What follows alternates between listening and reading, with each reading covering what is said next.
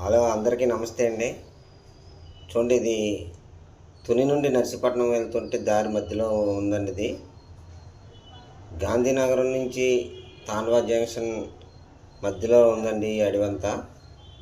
ఈ ఎదురు పొంతలు ఏవైతే ఉన్నాయో అవన్నీ కూడా రోడ్డు మీదకి వచ్చేసేయండి.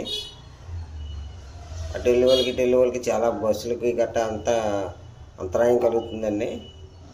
మీరు గమనించి తగు చర్యలు తీసుకోవాల్సిందిగా కోరుచున్నాము.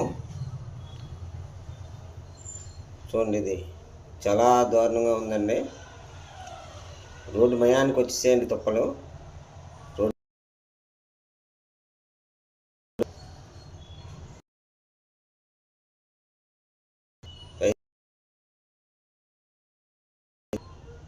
చూడండి,